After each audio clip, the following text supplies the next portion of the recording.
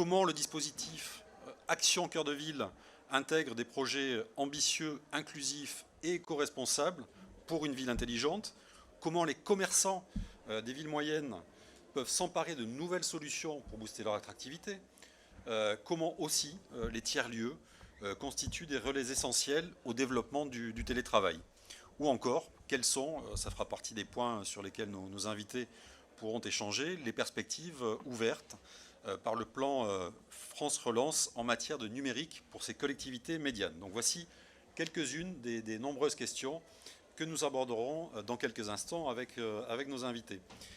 Et il s'agit pour ce Parole à venir d'une édition tout à fait spéciale, puisque nous sommes cette fois en direct de Nevers, au CIVIM, le sommet international de l'innovation en ville médiane. Et j'aurai le plaisir d'échanger dans quelques minutes avec Denis Thuriot, qui est non seulement le coprésident du CIVIM et le maire de Nevers, mais aussi le référent numérique de Ville-de-France.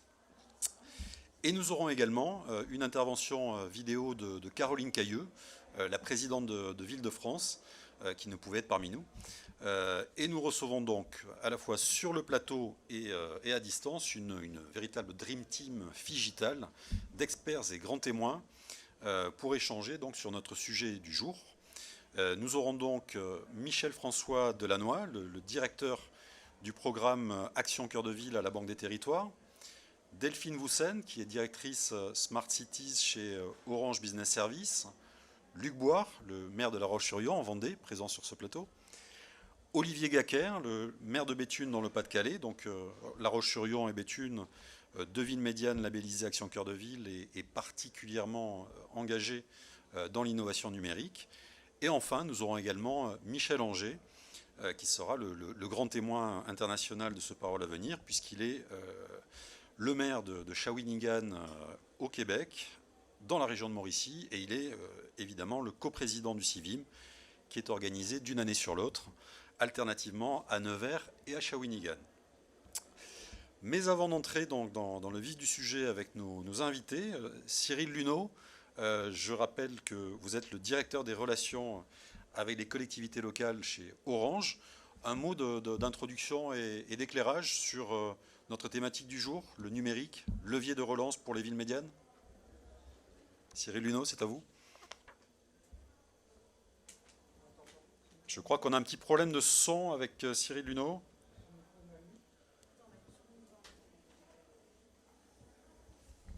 Cyril Luneau, on a un petit problème de son. Est-ce que on Si, vous entend? ça devrait aller, ça devrait aller. On Ouais, c'est vous bon. entend. C'est bon, c'est bon. Oui, merci beaucoup. Donc oui, très heureux d'être parmi vous. Et tout d'abord, je voudrais vraiment remercier Denis Thuriot, qui est président donc de Nevers Agglo et puis maire de Nevers, pour l'organisation de ce CIVIM et l'accueil de Paroles d'élus à cette journée de conférence. Nevers est aujourd'hui, on va dire, la capitale de l'innovation et qui rayonne à l'international avec la coopération d'Israël et Québec, vous l'avez rappelé, avec la présence du maire de Shawinigan. On est très heureux donc d'être partenaire de la première heure du CIVIM et entre Orange et Nevers, c'est aussi un partenariat fidèle et au service de l'innovation. Denis Thuriot, on le sait, c'est un précurseur parce que déjà dès 2013, il avait bâti son programme aux élections municipales avec des projets qui ont été repris par le grand programme Action Cœur de Ville et qui avait pour principe le numérique et l'innovation, non pas pour les villes qui ne s'en sortent pas, mais pour celles qui ont des solutions. Donc, vous voyez, vraiment tirer vers l'avenir. Le deuxième point que je voudrais signaler, c'est que nous-mêmes, chez Orange, très tôt, on a voulu développer cet axe d'innovation avec Nevers. On a démarré avec les QR codes pour le parcours de découverte du cœur patrimonial donc, de Nevers. On a développé aussi une chose assez drôle, c'est-à-dire avec le chocolatier star de Nevers, donc, qui s'appelle Ragno, les flash shocks, et ces chocolats communicants grâce donc au flash code. Et puis plus récemment, on a développé Nevers Agglo, Agglo dans ma poche, et qui sont tous les services pratiques de Nevers et qui sont personnalisables, que ce soit pour les résidents ou pour les visiteurs. Vous voyez, donc les villes médianes, pour nous, c'est vraiment très, très important. C'est un quart de la population et ce sont des territoires qui sont à taille humaine. tout à fait propice à l'innovation, une innovation qui est concrète et qui est directement utile aux citoyens. Je veux insister là-dessus, mais également aux entreprises.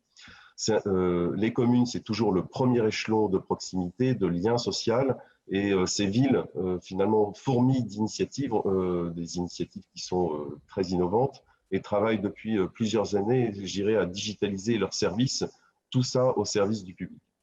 Orange, à l'image de ce que nous faisons avec Nevers, accompagne les villes médianes et pour soutenir et accompagner leur initiative Smart. Delphine Woussen en parlera tout à l'heure. Avec Béthune, par exemple, et je veux saluer évidemment Olivier Gaquer qui est là, on a des travaux depuis de nombreuses années, que ce soit sur l'open data, aussi on réfléchit à des histoires de collecte intelligente, certainement on en reparlera tout à l'heure, je ne veux pas dévoiler tout ça, mais voilà, nous sommes en tous les cas, le partenariat que nous avons avec Ville-de-France finalement, et je salue évidemment Caroline Cailleux que je félicite d'avoir été réélue à côté de Jean-François Debat, ce partenariat avec Ville-de-France, il prend tout son essor et tout son concret avec ces différents projets que nous animons. Donc, tout ça pour dire que nous avons contacté l'ensemble des maires des 223 villes médianes au cœur du projet Action Cœur de Ville, et on a présenté donc des solutions utiles, que ce soit pour la revitalisation des centres-villes par le numérique, pour le commerce de proximité, les transports, le parking, le tourisme, tous ces éléments-là qui sont au cœur du dispositif. On est un partenaire de proximité parce que, au-delà qu'Orange soit un leader mondial, c'est avant tout un acteur local, et c'est ça qui est dans notre ADN et dans notre construction. On doit répondre en fait à 3 problématiques qui sont évidemment la couverture. On est en passe de relever ce défi du THD en France, qu'il soit fixe ou mobile. Mais il y a deux éléments importants qui sont les usages et l'inclusion. Ces 2 axes sont essentiels. J'en veux pour preuve, si vous voulez, qu'il y a une part trop importante de la population qui n'est pas dotée d'équipements satisfaisants. Je parle des tablettes, des PC, des smartphones et toutes les périphériques qui sont associés. Et il y a une autre partie non négligeable de la population qui n'est pas à l'aise avec l'utilisation de ces outils numériques. Et notre devoir, c'est de les inclure, de les accompagner. J'ai envie de parler d'un devoir sociétal enveloppant. La transformation numérique, elle doit embarquer des actions qui sont nécessaires pour lutter contre ce phénomène. Donc, on doit aller plus loin. On a vu avec l'effet confinement qu'il y a une véritable attente qui est très forte des citoyens. L'avènement du THD, il doit inciter.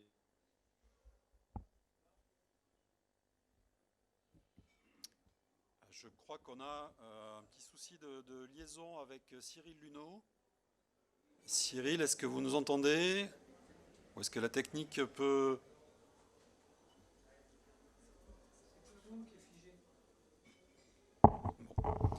Voilà. Merci Cyril Luneau. On vous retrouve au plus vite. On peut également rappeler dans ces engagements d'Orange aux côtés des collectivités locales le travail réalisé par Parole d'élus, donc le média de référence du numérique. Est-ce qu'on a retrouvé Cyril Luneau ? Ouais, moi je vous entends bien. Donc, vous avez été coupé, alors donc je vous laisse reprendre. Oui, je reprends vite fait.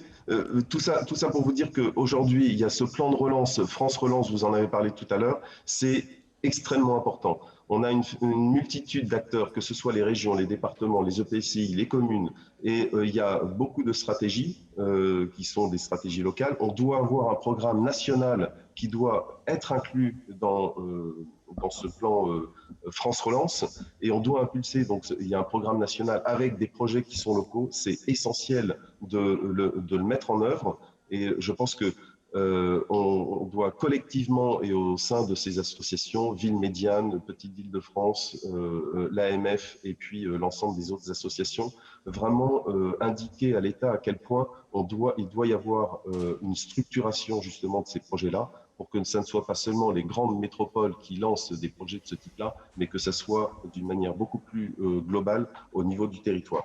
Donc voilà les points en tous les cas que je voulais partager avec vous. On a besoin de recenser donc l'ensemble de ces besoins, des opportunités des collectivités, les initiatives locales et les projets qui sont existants. Et donc dans les prochains mois, ce plan d'accompagnement, information, conseil, support, tout ce que l'on veut, eh bien, doit être mis en œuvre pour que les prochaines années, au même titre que l'on a eu ce plan national France très haut débit, eh bien, on a un grand plan des territoires connectés ou des territoires transformés dans leur numérique. Et en tous les cas, voilà, moi j'appelle ça, Orange appelle de ses voeux un programme de ce type-là. Voilà.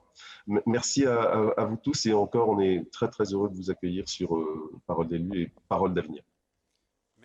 Merci Cyril Luneau. Donc j'étais en train de rappeler, en essayant de meubler, donc le travail qui était réalisé sur Parole d'élus, donc et y compris ici au CIVIM, puisqu'une équipe est présente pour interviewer les élus, comme son nom l'indique, et également le travail d'Orange aux côtés des collectivités, c'est par ce format Paroles à venir, qui en est donc aujourd'hui à sa troisième édition et qui aura vocation à poursuivre ses rendez-vous en partenariat avec les associations d'élus tout au long des prochains mois. Donc, Parole à venir en direct du CIVIM de Nevers. Donc, nous sommes donc ensemble jusqu'à environ 15h30. Et je me tourne à présent vers Denis Thuriot. Denis Thuriot, vous êtes le référent numérique de Ville-de-France. Et vous représentez donc ces villes moyennes ou médianes. Vous nous direz quelle est la terminologie la plus appropriée, celle qui a votre préférence. Donc ces villes médianes qui sont en passe de devenir en quelque sorte la nouvelle star des territoires. En effet, la ministre Jacqueline Gourault déclarait le 8 septembre dernier, dans le cadre des rencontres nationales Action Cœur de Ville, que les villes moyennes constituaient, je cite, les figures de proue des politiques d'aménagement et de cohésion. Elle caractérisait aussi le programme Action Cœur de Ville comme un accélérateur du plan de relance ou encore un moteur de la relance territoriale et écologique. Alors Denis Thuriot, est-ce qu'on a affaire à un véritable changement de paradigme? Est-ce que les villes médianes sont en train de prendre leur revanche sur les métropoles qui étaient un peu l'objet de toutes les attentions jusqu'à présent? Alors déjà, bonjour à tous. Je suis très content d'être sur un vrai plateau de télé avec les vraies problématiques du direct. Il n'y a plus de son, il n'y a plus ça. Voilà, ça fait du bien. On sent que c'est pour de vrai. Plus sérieusement, voilà, pour me demander mon avis sur la terminologie, c'est pas bien important, mais malgré tout, avec ma casquette Ville-de-France regroupe bien l'ensemble des villes moyennes. Mais pour ma part, et c'est en tout cas l'intitulé de ce CIVIM, je préfère le mot ville médiane pour deux raisons. D'abord, je le dis, ville moyenne, ça fait un peu comme à l'école, ça fait ni bon ni mauvais. Et puis médiane, dans mon esprit, traduit un peu ce trait d'union entre les métropoles et les campagnes. Il y a nous, c'est-à-dire entre 25 et 30% de la population française, que regroupe aussi notre association Ville-de-France. Nous avons d'ailleurs été tous les deux reconduits dans le conseil d'administration. Et donc, voilà, au-delà de cette terminologie, l'important, c'est qu'on puisse exister. Alors, j'ai envie de vous dire un peu par provocation, nous étions peut-être les oubliés de la République parce que pendant 40 ans, voilà, c'était la province, parfois avec un certain mépris. C'était là où il n'y avait plus droit à grand-chose. Et d'ailleurs, en tant que maire de Nevers, j'avais vraiment le sentiment que les Neversois se sentaient relégués et finalement n'avaient plus d'envie parce qu'ils pensaient qu'ils n'avaient plus droit à rien. Donc voilà, je pense qu'on a un peu cassé tout ça et fort heureusement, je le dis, grâce au dispositif Action Cœur de Ville, grâce à Territoire d'industrie et les deux sont d'ailleurs très liés, il y a enfin un intérêt porté pour nos territoires. Et cet intérêt, pardonnez-moi, mais nous l'avions un peu devancé, puisque le CIVIM existe avant Cœur de Ville, c'était de montrer que dans nos territoires, il y avait la possibilité, voilà, toute proportion gardée avec Las Vegas, ou le DLD à Tel Aviv, ou Barcelone, ou autre, ou Vivatech à Paris, que nous pouvions montrer de l'intelligence, alors j'espère de la part des élus, de temps en temps ça fait du bien, et puis surtout de la part des grands comptes, un certain nombre sont présents, je les remercie de nous faire confiance, de nous aider, d'être là, de nous soutenir, de nous financer, et puis également voilà, pour nos concitoyens, parce que ce qu'on fait finalement, il ne faut pas oublier, c'est l'intérêt général. Donc en général, ils répondent présents. On a toujours une journée dans CIVIM consacrée au grand public, pour des raisons sanitaires, parce qu'on avait envie de faire, mais en même temps d'essayer d'être plutôt bon élève. On n'a pas démultiplié avec une journée supplémentaire, ce qui aurait apporté beaucoup de contraintes, mais j'espère qu'il y aura un peu de public qui viendra aujourd'hui. Donc l'idée, c'est de voir si toutes ces idées, travailler aussi, je n'oublie pas les entreprises, les start-up, elles correspondent aux attentes du quotidien des gens. Après, vous parliez de revanche. On n'est pas dans la revanche, on est dans le constat qu'on a été oublié, ça je l'ai dit, et on est dans le constat qu'aujourd'hui, il y a une relance et quelque part un rééquilibrage. Et quand on voit le dernier sondage, notamment Ipsos, fait aussi avec la Banque des Territoires, on se rend compte que vous avez près de 50% de gens qui vivent dans des cités de plus de 100 000 habitants qui n'ont qu'une envie, c'est d'aller dans du plus petit, et notamment dans nos villes médianes. Ça tombe bien, on est là, on s'est modernisé, on s'est rénové, on attend. Et la baisse démographique, notamment pour la région nivernaise, a été très cruelle, parce que nous avons les équipements pour beaucoup plus de gens, donc nous avons la capacité d'accueillir. Nevers a été retenu dans les villes qui vont recevoir des fonctionnaires de Bercy délocalisés, peut-être un projet avec la Banque nationale, avec la Bibliothèque nationale de France qui veut aussi démétropoliser, comme on dit, ou relocaliser des collections. Bref, on se rend compte qu'il y a un regain d'intérêt. Après, il faut que les gens franchissent le pas, parce que entre l'envie et la réalité, à nous aussi d'être bons, à nous d'aller chercher. Par exemple, Nevers Agglomération a des locaux à Paris qu'on prête gratuitement à toutes nos entreprises du territoire, aux étudiants, aux enseignants. Donc c'est une façon d'être présent aussi là où ça se passe. À moins de 2 heures de Paris, on a une vraie carte à jouer par rapport à être un peu le très grand Paris. Moi, ça ne me dérange pas et je ne verrai aucun œil péjoratif. Nos infrastructures routières, aéroportuaires, ferroviaires se développent enfin. On aura mis 30 ans, mais ça aussi, ça nous aura pénalisé. Voilà. Alors après, ça ne sert à rien de se plaindre. Il faut simplement se retrousser les manches. Et puis, une fois qu'on a fait le constat, c'est porter notre envie. Et l'envie, c'est d'être reconnu à juste titre. Et vous voyez, moi j'y croyais déjà avant la crise sanitaire, je pense que ça va nous accélérer, on est dans une espèce d'accélérateur, j'espère, de relocalisation géographique de la population. Je me suis rendu compte, pour avoir croisé parfois des collègues avocats, pour avoir croisé des Parisiens, pour avoir croisé d'autres personnes qui découvraient que l'année on pouvait faire autre chose que de cueillir des jonquilles au printemps, ce qui est sympa, ou de ramasser des champignons à l'automne. Mais grâce à nos partenaires, on a entendu Cyril Luneau, je le remercie pour ses propos, grâce à Orange notamment pour le déploiement de la fibre qu'il nous faut accélérer. Je mets la pression, mais le ministre a dit qu'il fallait accélérer l'accélération. Donc aujourd'hui, on se rend compte que voilà, si demain on doit reconfiner tout le monde, et c'est pas le but, on s'est rendu compte que vraiment ça a été un vrai plus d'avoir du très haut débit ou du bon haut débit. Donc c'est forcément indispensable pour le travail, forcément indispensable parfois pour vivre dans des conditions dégradées. Et donc c'est une vraie chance de pouvoir, à armes égales, mais en proportion de notre taille de territoire, dire on est là, aujourd'hui on peut vous accueillir. Et alors en plus, cerise sur le gâteau, vous pouvez vivre chez nous, vous allez payer moins cher, il va vous rester plus d'argent une fois que vous aurez fait vos dépenses, parce qu'en général c'est 30 à 40% de charges en moins, avec des dispositifs aussi d'aide que nous avons déployés. Bref, je ne vois vraiment pas la raison qui ferait qu'on ne viendrait pas à Nevers aujourd'hui. Je ne suis pas objectif, hein. Mais n'oublie pas mon collègue dans toutes les villes médianes, évidemment, parce qu'en tant que représentant de Ville-de-France, référent numérique, ce que je porte pour Nevers, évidemment, on est ciblé civil, mais c'est le congrès des villes médianes. Il est à Nevers, mais ce n'est pas le congrès de Nevers. Donc, bien évidemment, il faut qu'il y ait une répartition sur tous les territoires. Et je pense que c'est ça, la France. Ce n'est pas un très grand pays en termes de kilomètres carrés. Donc, il n'y a pas de raison que tout le monde s'entasse dans des grandes villes. On a besoin de ces grandes villes, je le dis, mais aujourd'hui, je ne vois plus bien comment certains vont pouvoir y vivre avec des revenus même corrects. Et puis, les modes de déplacement qui sont quand même dans l'air du temps avec le déplacement durable. Dans nos villes respectives, on va d'un point A à un point B à peu près en sachant le temps qu'on va mettre. Ce n'est pas l'aléa qu'il y a dans les grandes villes. Rien que ça, c'est du confort de vie. Alors, avant de poursuivre ensemble ces échanges, Denis Thuriot, sur les enjeux du numérique pour les villes médianes, nous allons écouter Caroline Cailleux, la présidente de Ville-de-France, qui ne pouvait être présente avec nous aujourd'hui, mais qui a tenu à participer à notre programme avec une vidéo captée par les équipes de Parole d'élus. Donc elle nous en dit plus sur Ville-de-France et notamment sur son engagement fondateur dans le programme Action Cœur de Ville. Caroline Cailleux. Bonjour à tous, je regrette de ne pouvoir être présente à cette conférence Parole d'avenir consacrée au numérique, comme à tout, pour la relance des villes de France, mais je tenais à vous adresser cette vidéo. Je remercie notre partenaire Orange et son dispositif Parole d'élus, ainsi que mon collègue Denis Thuriot, le maire de Nevers, qui accueille cette conférence dans le cadre du sommet de l'innovation dans les villes médianes. Ces villes médianes ou villes moyennes, notre association Ville-de-France les représente depuis 30 ans. Ce sont des villes de 10 000 à 100 000 habitants et leurs intercommunalités.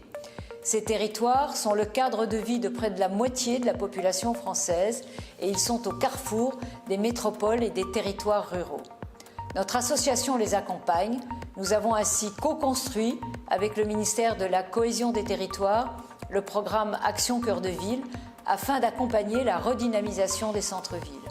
Ce programme, ce sont 222 villes qui bénéficient de 5 milliards d'euros sur 5 ans avec 3 partenaires financiers nationaux, la Banque des Territoires, Action Logement et l'Agence nationale de l'habitat. Le programme vise à faciliter et à soutenir le travail des collectivités locales à inciter les acteurs du logement, du commerce et de l'urbanisme à réinvestir les centres-villes, à favoriser le maintien ou l'implantation d'activités en cœur de ville, afin d'améliorer les conditions de vie dans les villes moyennes. 1,5 milliard d'euros a déjà été mobilisé pour le programme et de nombreuses opérations de revitalisation des territoires ont été engagées, 174 déjà signées par 146 villes et plus de 200 devraient l'être d'ici la fin de l'année. Certains de nos territoires ont subi la désindustrialisation, l'éloignement des centres de décision et nous ambitionnons d'être au cœur de la relance. Le numérique peut être un véritable atout à cette fin. Il me reste à remercier tous les intervenants et les participants et à vous souhaiter une excellente conférence. Merci Caroline Cayeux. Alors Denis Thuriot, Caroline Cayeux vient d'évoquer le plan de relance qui a été annoncé par le gouvernement il y a un mois. À Ville-de-France, qu'en attendez-vous concrètement et quelles sont les nouvelles urgences qu'a pu révéler la période de crise sanitaire excusez la question un peu à tiroir, mais comment le numérique peut-il agir comme un levier de résilience, voire de dynamisation ? Alors, Caroline Cayeux, notre présidente, l'a rappelé, Ville-de-France a contribué à la rédaction du programme Action Cœur de Ville. J'étais dans les maires qui avaient apporté des idées. Et donc, c'était important de considérer aussi que ce plan France Relance, il reprend un certain nombre de propositions de Ville-de-France au niveau de la rénovation énergétique, au niveau de la rénovation patrimoniale, et puis évidemment au niveau des investissements numériques, mais aussi des relocalisations industrielles. Et le dispositif aussi, le de Normandie dans l'Ancien, qui n'est pas directement dans le plan, mais malgré tout, ça encourage les investisseurs à le faire dans des secteurs qui ne bénéficiaient pas de la défiscalisation avant. C'est aussi une idée que nous avons portée au niveau de Ville-de-France. Vous voyez, ce sont beaucoup d'orientations positives portées par notre structure, parce que la partie qui les compose, c'est-à-dire nous les élus, qui avons été réélus hier, on est sans doute les mieux placés en lien avec nos habitants pour remonter ce dont nous avons besoin. Et ce plan de relance, il va être appliqué par les collectivités. Et donc c'est à nous de dépenser l'argent. Là, nous avons eu la bonne surprise d'apprendre qu'un de nos projets allait être soutenu à hauteur d'1 million d'euros comme nous l'avions demandé dans le plan de relance. Vous voyez, ça a été rapide. En une dizaine de jours, on a eu la réponse. Donc, à nous d'être bon. Je parle de Nevers, mais je vais essayer de parler de Ville-de-France, parce que je suis surtout là pour parler de Ville-de-France. Et je pense, mais j'en suis même sûr, ça serait intéressant dans Ville-de-France de collecter à peu près les projets qui seront retenus de nos villes médianes dans le cadre du plan France Relance. On attend de nous, notamment pour le fonctionnement des entreprises, notamment dans le bâtiment, que nous lancions des marchés, évidemment, parce qu'on a besoin d'en lancer en 2021. Donc c'est important que nous soyons réactifs, rapides, et que nous soyons suivis là-dessus. Et puis je rappelle aussi les opportunités du commerce avec la partie numérique. Grosso modo, dans nos villes, un commerce sur deux n'est pas apporté sur le... Alors, j'ose pas dire le e-commerce, mais le commerce autrement, parce que c'est un peu ça. On parlait tout à l'heure des chocolats connectés. C'est une autre façon de faire du commerce, mais ils sont très bons aussi. Mais simplement, voilà, ça a été une opportunité. Je pense que la crise sanitaire a mis en exergue cette possibilité pour certains commerces qui n'avaient plus le droit d'ouvrir, de vendre quand même, de présenter en virtuel leur magasin, de faire des choix, d'organiser d'autres modes de livraison. On l'a fait en partenariat avec sans doute nos associations de commerçants, avec beaucoup de villes, parce qu'on se réunissait chaque semaine avec Ville-de-France en visio pour échanger sur nos pratiques, nos difficultés, s'échanger les bonnes idées. Ça sert à ça aussi les réseaux. Donc ça a été un enjeu majeur de voir que le commerce de proximité reprenait aussi de l'intérêt. Et d'ailleurs, certaines formules, comme les drives fermiers qu'on a pu faire les uns les autres pour promouvoir les circuits courts. Certains commerces qui ne s'étaient pas encore mis au e-commerce, c'était une question de survie pour eux. Aujourd'hui, ils sont restés. Donc ça veut dire que voilà, c'est face à la contrainte qu'on est encore plus innovant que d'habitude. Et l'innovation, elle n'est pas que technologique, elle est dans des idées de développement aussi. Après, sur la partie numérique, n'oublions pas que le plan France Relance comporte plus de 7 milliards d'euros sur l'accompagnement à la transition numérique, sur l'aide aux startups aussi, c'est important parce que ce sont souvent des entreprises fragiles. Et puis accélérer aussi la transition numérique entre les entreprises et l'État, puis aussi dans nos collectivités. Donc ça, c'est quelque chose dont il faut s'emparer. C'est plus une question, le numérique. C'est plus une question. C'est une réponse aujourd'hui à beaucoup de choses. Et ce lien numérique a permis de maintenir du lien social. Imaginez de confiner les gens il y a 50 ans ou 100 ans. Comment auraient-ils vécu, comment auraient-ils travaillé? Je dirais qu'on a un peu limité la casse, si on a limité la casse sociale, la casse de l'isolement, notamment pour les personnes seules ou un peu perdues dans des coins. Donc voilà, c'est important qu'il y ait une couverture globale, et je le dis à nos amis opérateurs, intégrale sur la téléphonie. C'est important qu'il y ait une couverture de bon haut débit ou de très haut débit avec différents moyens technologiques, et la 5G qui fait débat aujourd'hui, mais qui ne devrait pas le faire à terme, parce qu'il faut prendre le bon et essayer de rassurer sur ce qui peut inquiéter, mais qui ne le fait pas vraiment. Donc il y a vraiment des outils à prendre pour nos villes médianes et pour dire que oui, on peut jouer comme les grands, proportion gardée, et être aussi intéressant. On a démontré que quelqu'un qui avait parfois besoin de travailler à l'international, il pouvait travailler dans chacune de nos villes, parce qu'aujourd'hui, on se dote des capacités, accompagnés par les acteurs, notamment de téléphonique et d'Internet. On pouvait assurer les mêmes conforts de travail, la même capacité de travail, y compris en télétravail, quand il le fallait. Donc franchement, nous sommes une alternative intéressante, parce que proposer la qualité de vie s'il n'y a pas l'activité professionnelle, on se bat comme des moulins à vent. Si par contre on peut proposer des mêmes conditions de travail qu'ailleurs dans des grandes villes, et avec des cerises sur le gâteau, avec une qualité de vie, un cadre agréable, etc., comme on peut tous proposer un peu partout en France, je pense qu'effectivement, on a des chances de succès à l'avenir. Alors, vous avez déjà en partie répondu, mais si on devait dresser une typologie des actions de numérisation de la ville médiane, quelles seraient les plus emblématiques, justement en matière de développement économique, de commerce et d'emploi? Parce que vous le rappeliez dans une interview récente à Parole d'élu, ces actions, elles ne sont pas venues se greffer ex nihilo sur les territoires, mais bien avant le plan de relance et avant même le dispositif Action Cœur de Ville, les villes médianes ont engagé des actions. Alors quelles sont-elles, si on devait en dresser une typologie Alors si je prends l'exemple de Nevers, pour le coup, je me recentre un peu sur la ville, mais ça a été partagé par beaucoup aussi. Bon, le télétravail, je l'ai dit, la capacité de pouvoir donner un confort de travail chez soi pour maintenir une activité de son entreprise, quelle qu'elle soit, c'est important. Et puis effectivement, même si on raisonne en période non dégradée, on va le dire comme ça, en période normale, aujourd'hui, il faut être capable de proposer la même chose. Et si la moitié des habitants de grandes villes veulent venir chez nous, c'est parce qu'on leur proposera aussi des services à proportion, mais identiques. Il ne s'agit pas de venir dans un sous-territoire. Il faut qu'on soit égalité et traité à égalité. Donc voilà, ça passe par le développement des filières d'enseignement. On a été dans les 13 premières villes à Nevers à avoir le campus connecté. C'est un projet qui doit se décliner sur l'ensemble du territoire davantage et dans d'autres villes médianes. Il y a aussi faciliter la vie au quotidien, installer par exemple des capteurs de stationnement, éviter aux gens de tourner en rond pour rien, indiquer, c'est aussi des économies de carburant, indiquer les capacités de parking, etc.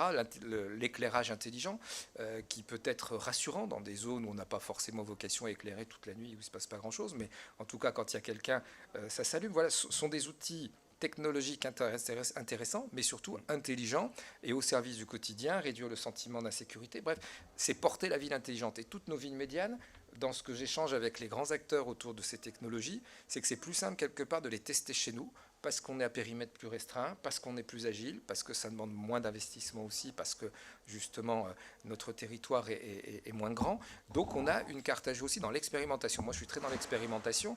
On a conclu avec Colas un marché qui s'appelle Flowell, sur les tester pendant 2 ans des nouveaux types de passages piétons intelligents qui protègent le piéton, donc ça c'est des sécurités routières, mais aussi qui orientent le piéton à bien traverser, qui donnent des données. Pour le coup, on va lancer un data center et je sais qu'il y a une volonté du gouvernement d'encourager les data centers régionaux et pas forcément que des grosses machines dans des grandes villes. Donc voilà, c'est une construction autour de tout ça, les applications aussi, qui a notre partenaire Orange, Nevers Agglo dans ma poche, qui est une application qui existait déjà dans d'autres villes, mais qu'on a performée pour Nevers et qui marche très bien. L'application aussi de paiement sans contact dans le bus, ça aussi, il n'y a que quelques villes dans le monde qui en ont, et ça a vocation à se développer dans toutes nos villes médianes. On l'a accéléré pour être prêt au moment du déconfinement le 11 mai. Bref, autant de solutions que les uns les autres nous avons. Je vous ai donné des exemples sur Nevers, mais on peut en trouver dans d'autres villes différentes et ça peut se démultiplier très facilement pour montrer que oui, nos villes médianes, elles ne sont pas à la ramasse, comme on dit familièrement, mais elles sont à la hauteur comme les autres. Alors là, je crois que vous avez vraiment devancé ma dernière question, qui était de savoir, concernant vous à Nevers, quels sont les projets phares que vous avez mis en œuvre. Alors peut-être une question plus prospective, quels sont les projets à venir en matière d'innovation numérique? Est-ce qu'il y en a que vous pouvez... Est-ce qu'on peut avoir un scoop aujourd'hui pour Parole à venir sur... Je voudrais bien que Luc Boire puisse parler, donc sinon je vais prendre toute l'après-midi sur les projets à venir. Effectivement, il y a Luc Boire et on a d'autres. Luc Boire parlera. Et on a d'autres. Alors ce que je vous propose, c'est de passer aux. Je plaisante, j'ai quand même une réponse très courte. Bien sûr, j'ai une réponse courte. Alors c'est vraiment. C'est vrai qu'on a un petit peu de retard. C'est le territoire intelligent dans toute son acception. Pourquoi je dis territoire intelligent et pas ville intelligente? Parce que déjà on va parler français, donc pas Smart City, mais parce qu'on le développe au niveau de l'agglo. Et donc on emmène d'autres communes, y compris plus rurales. Et c'est surtout harmoniser tout cela et qu'on avance sur un territoire agrandie plutôt que de la ville-centre, dans les mêmes directions, avec des problématiques différentes. On a même, aujourd'hui, je travaille sur le cimetière connecté, par exemple, pour que les personnes sachent, voilà, quand elles vont dans un cimetière, où on peut retrouver des fois son aïeul, son cousin, etc., qu'on ne sait pas forcément. C'est intéressant dans les grands cimetières, peut-être moins dans les petits, mais c'est d'adapter. Voilà, on réfléchit aussi, pourquoi pas, sur la collecte. La collecte aussi, aujourd'hui, c'est un vrai questionnement. Est-ce que la collecte des déchets, est-ce qu'on la connecte, la collecte? Est-ce qu'on fait payer au vrai prix du déchet? Est-ce qu'on peut, voilà, c'est des réflexions qu'il ne faut pas s'interdire. Je ne dis pas qu'une décision a été prise. Mais bref, c'est un ensemble qui caractérise ce territoire intelligent, qui se correspond, qui échange raisonnablement avec l'IoT. Donc il faudra bien de la 5G pour faire tout ça. Et voilà, pour moi, c'est notre ambition d'une ville moderne permettant de travailler, de bien y vivre, de se déplacer avec des nouveaux modes de mobilité. C'est pas ça qui manque au Civim, entre JB, d'autres types de mobilité, propres et en même temps connectés et souvent, effectivement, électrique, en tout cas accessible. Accessibilité, efficacité, et c'est ainsi qu'on pourra répondre aux attentes des gens qui nous regardent de loin et qui pourront habiter chez nous. Alors, merci Denis Thuriot. On a alors quelques questions qui nous sont remontées via Parole d'élus par les participants qui étaient inscrits. Alors, j'avais une question d'abord pour Cyril Luneau. On nous demande... Pardon, il faut que je retrouve... la question, est-ce qu'Orange va également réfléchir à accompagner le programme Petite Ville de demain, comme il l'a fait avec une offre numérique pour cœur de ville pour les villes médianes? Cyril Luneau, est-ce que vous... Ah, on ne vous entend pas. Si, voilà, Ah, c'est on bon, vous là. entend. Oui. On vous Super. entend très bien. Oui. Je vous disais tout à l'heure que vraiment Orange est un acteur de proximité. Vous savez que, et y compris dans la salle à Nevers, on a toutes les équipes donc, qui sont en charge des relations avec les collectivités locales au plus près. Et donc, évidemment, on va, j'en ai parlé donc à Christophe Bouillon il y a peu de temps, donc de l'Association des petites villes de France. Et donc, oui, en effet, on va regarder ça avec évidemment beaucoup d'intérêt. On a des solutions qui sont tout à fait duplicables pour des communes un peu plus petites, on va dire. Et donc, oui, bien sûr, on va regarder ce programme avec grand intérêt.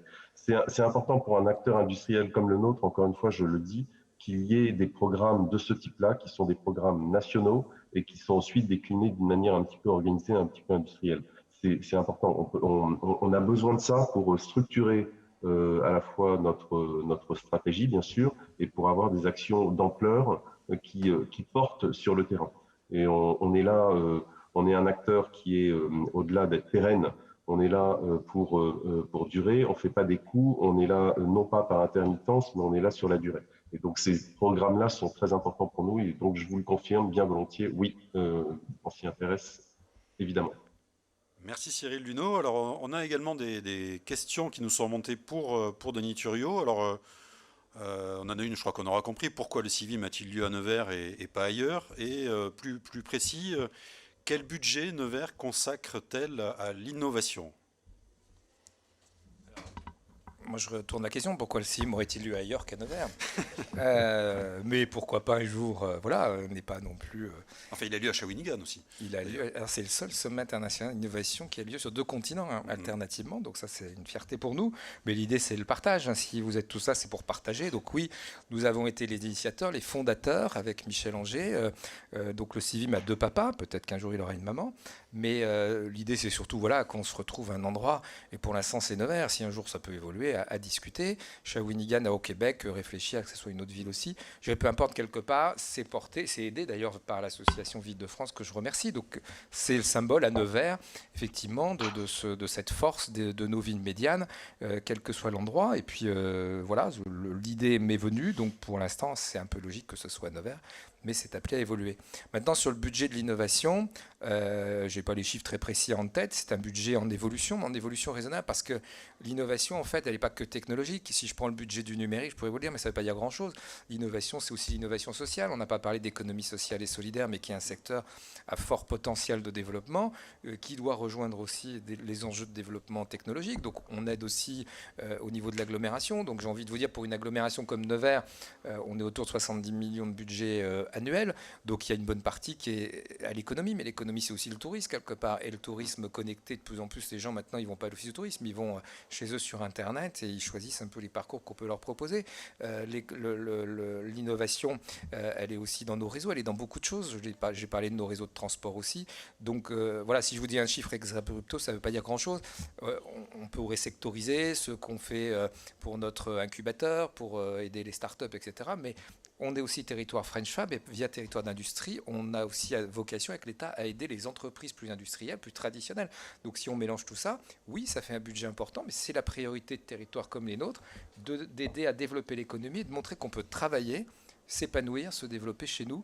Et donc, ça représente une part non négligeable de notre budget, mais je ne le vois pas juste en gadget technologique. Pour moi, c'est global dans le développement des politiques publiques. Merci Denis Thuriot. On vous retrouve tout à l'heure pour la conclusion de ce programme. Et nous débutons à présent la séquence expertise avec Michel-François Delannoy, le directeur du programme Action en cœur de ville à la Banque des Territoires.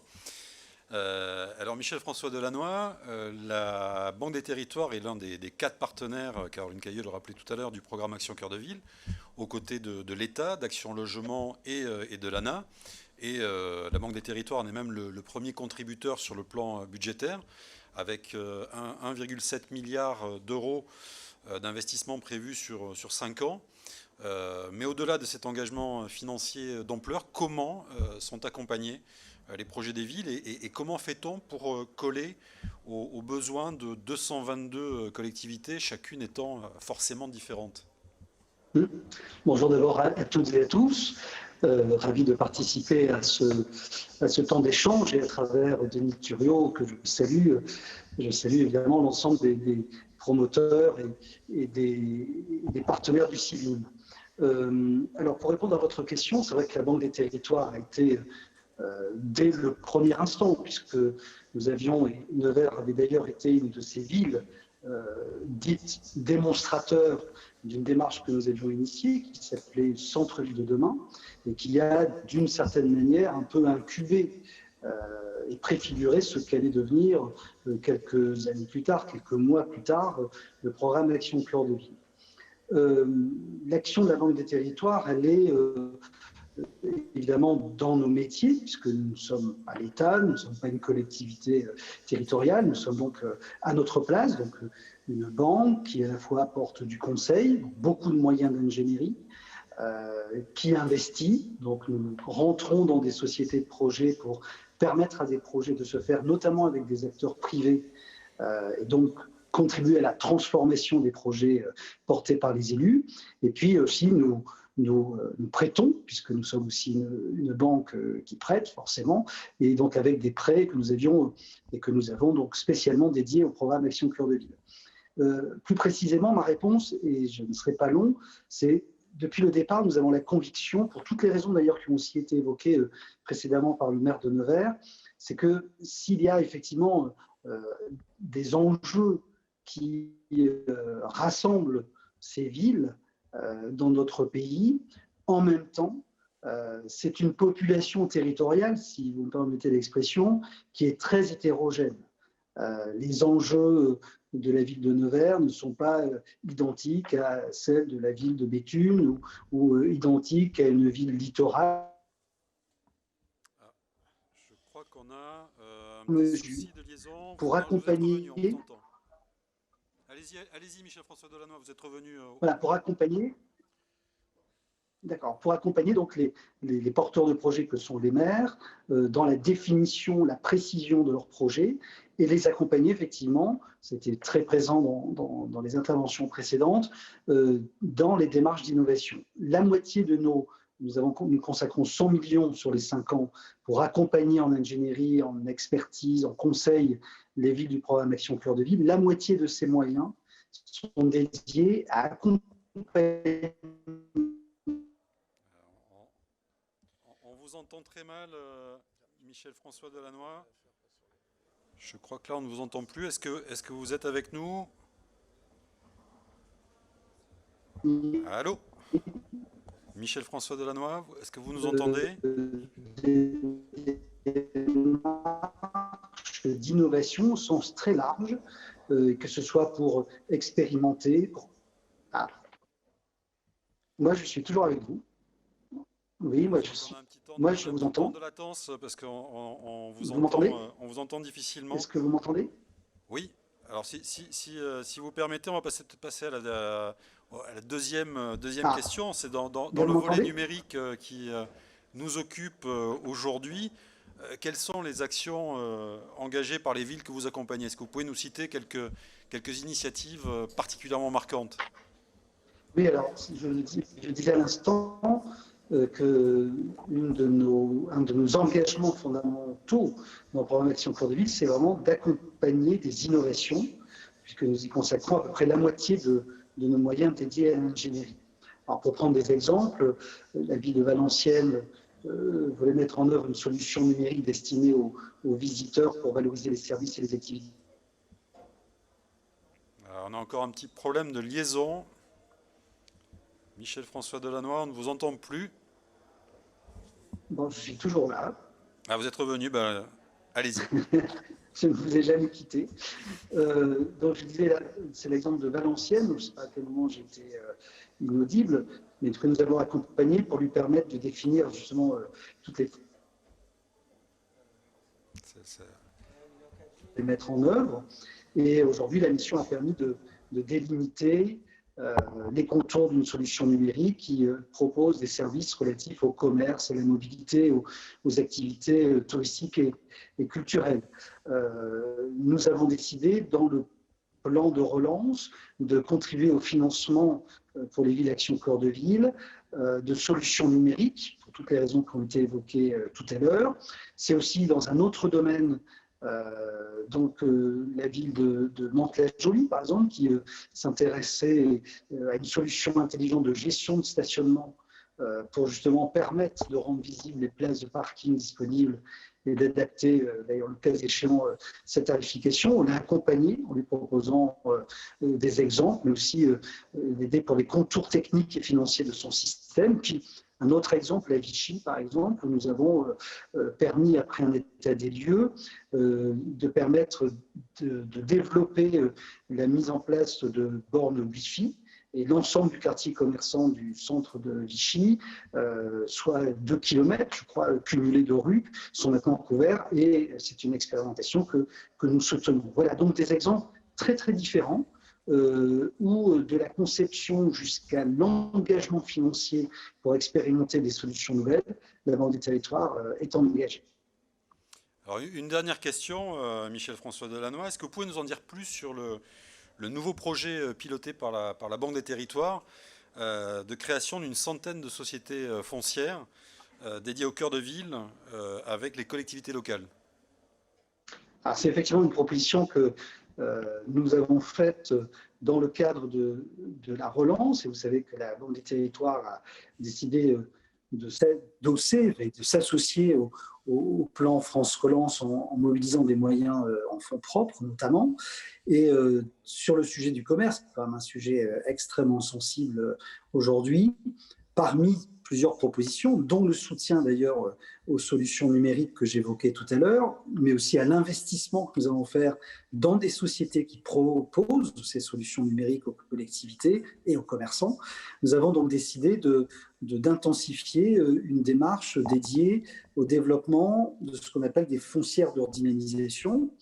Et vous avez juste à côté de vous un maire, un territoire qui était pionnier sur cette question. Et d'ailleurs, notre directeur général, Eric Lombard, est venu, on va dire, engager la foncière sur le territoire de La Roche-sur-Yon, Fontenay-le-Comte, et puis ensuite, cette foncière pouvoir aller sur d'autres territoires. Donc, ce programme, partant de ce qu'on a initié dans le cœur de ville, vise progressivement à permettre à tous les territoires en France, petites villes, moyennes ou grandes, qui ont des enjeux de redynamisation de commerce qui passent par la maîtrise et la transformation d'immeubles dédiés au commerce, eh bien, de les accompagner par la mise en œuvre de sociétés qui sont des sociétés économiques, des sociétés foncières qui peuvent s'adosser, ce sera le cas, je crois, le plus souvent sur des sociétés d'économie mixte, mais pour donc constituer des outils, structurer des outils dans lesquels nous allons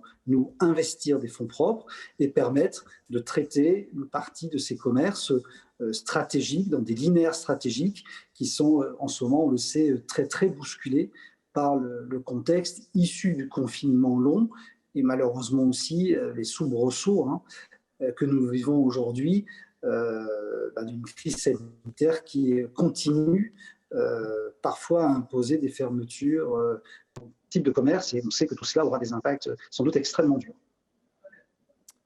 Merci Michel-François Delannoy. Donc nous poursuivons cette séquence Merci à expertise vous. en nous penchant à présent sur les services pour une ville intelligente avec Delphine Woussen. Delphine Woussen, vous dirigez au sein d'Orange Business Services l'entité Smart Cities qui accompagne les collectivités dans la transformation numérique de leur territoire en tant qu'opérateur et intégrateur de services. C'est bien cela ? Delphine Woussen, vous nous entendez? Est-ce que Delphine Woussen est bien avec nous? Oui, je suis là. Oui. Est-ce que vous avez bien entendu ma question? Oui, parfait. Bonjour à tous. Merci. Oui, je confirme tout à fait. Orange, bon, on est très connu en tant qu'opérateur télécom, mais nous sommes aussi un acteur majeur du numérique. C'est-à-dire que nous sommes nés finalement du réseau et nous avons développé une expertise forte à la fois sur le digital, sur la data, sur l'Internet des objets et sur la cyberdéfense. Aujourd'hui, ça représente chez Orange Business Services plus de 5000 experts. Et notre mission au sein de l'entité Smart City, eh bien, finalement, c'est de mettre vraiment tout ce savoir-faire d'Orange au service des collectivités locales et du développement de leurs nouveaux usages. Une Smart City, je pense que ça a été partagé déjà cet après-midi, c'est vraiment une ville qui est plus résiliente, qui est plus durable, qui est plus inclusive. Et nous avons vraiment à cœur chez Orange de nous engager vraiment durablement auprès des villes. Alors comment, Delphine Woussen, intervenez-vous aux côtés des villes médianes? Est-ce qu'il y a des spécificités pour booster leur relance, pour accompagner leur développement économique et la dynamisation et dynamiser donc leur tissu commerçant? Donc comment on booste? C'est notre sujet du jour. Oui, les villes médianes, elles ont vraiment de nombreux atouts qui sont très recherchés aujourd'hui par les Français. Elles sont reconnues pour leur qualité de vie. On l'a dit tout à l'heure aujourd'hui, ce sont des villes extrêmement agiles. Elles peuvent tester, elles peuvent déployer rapidement de nouvelles idées, de l'innovation. L'échelle est vraiment intéressante. Et puis, elles font face aussi à des grands défis. Je pense à l'emploi, à l'attractivité économique, l'équation parfois difficile du maintien de l'offre de services publics. Et donc, c'est vraiment essentiel pour ces villes à la fois de jouer la carte du collectif, de la mutualisation, de la solidarité. Et je pense que là, on en est tous témoins cet après-midi et vraiment bravo pour ça. De bien comprendre aussi finalement leur territoire et qui le compose pour adapter finalement au mieux les services, les infrastructures au profil de leurs citoyens. Et on est vraiment convaincus chez Orange que ça passe d'abord par une bonne maîtrise et une bonne lecture des données du territoire au niveau du numérique. Et c'est ce qu'on a fait, par exemple, avec la ville de Béthune. On a créé ce guide, ce sorte de mode d'emploi de la gouvernance de la donnée pour les villes moyennes. C'est un premier pas vraiment important. Et puis après, aujourd'hui, on en a parlé aussi, il y a des priorités qui sont très concrètes avec cette période de crise. Je pense notamment à garder le contact, informer en continu les citoyens. C'était essentiel. On vous a perdu. Delphine Woussen, est-ce que vous êtes avec nous? Est-ce que vous nous entendez? Oui. Oui, vous êtes revenu. Vous pouvez reprendre. Ok. Donc, je disais que garder le contact, informer en continu les citoyens, c'est une priorité essentielle pour les villes aujourd'hui. C'est ce que fait la ville de Nevers, c'est ce que font beaucoup de villes. Je pense aussi à Albi, par exemple, qui, avec des applications comme Ma ville dans ma poche, on en a parlé, peuvent vraiment garder ce lien fort avec les citoyens et partager entre elles encore cette notion de collectif, eh bien, les bonnes idées, les bonnes pratiques qui ont été mises en œuvre, par exemple pendant le Covid, pendant le confinement en tout cas, et qui peuvent ensuite être prises à la sortie du confinement. On a typiquement aujourd'hui même, ce matin, la 3e réunion du club des villes utilisatrices de Ma ville dans ma poche qui s'est réunie dans le cadre du CIVIM à Nevers. Donc, merci aussi pour ça et ça permet cet échange, ce partage de bonnes idées avec des villes françaises, mais il y a aussi des villes internationales, puisqu'il y a notamment la région de Bruxelles qui utilise cette même plateforme. Une deuxième priorité, je pense qu'on en a parlé aussi, c'est vraiment favoriser l'entraide et l'implication des citoyens. Et là, je voulais partager un autre exemple, toujours au niveau du confinement, pour une ville qui nous l'a demandé. Eh bien, en 48 heures et de façon vraiment très simple, on a créé une plateforme, Entraidons-nous, un service adossé à Ma Ville dans ma poche ou autonome, les deux sont possibles, qui a permis vraiment de mettre en relation finalement ceux qui avaient besoin d'aide avec ceux qui souhaitaient apporter de l'aide. C'est une aide très locale, c'est une aide entre voisins qui s'adapte évidemment très très bien aussi aux villes moyennes. Ça a très très bien fonctionné. Juste pour vous donner un ratio qui était intéressant, finalement, on avait un ratio de 1 à 4 entre ceux qui demandaient de l'aide et ceux qui étaient prêts et qui souhaitaient en apporter.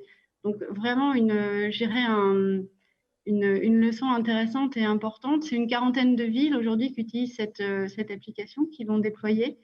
Et ces données, finalement, bien sûr, dans le respect de la protection des données à caractère personnel, le fameux RGPD, eh bien, c'est aussi des données, finalement, de tous ces gens qui se sont dévoilés et qui souhaitent aider. Eh bien, ce sont des données qui peuvent être prises aussi par l'ensemble du tissu associatif pour amplifier encore cette dynamique. Et puis, bien sûr, favoriser l'économie locale, la relance. Alors, on vous a perdu à nouveau.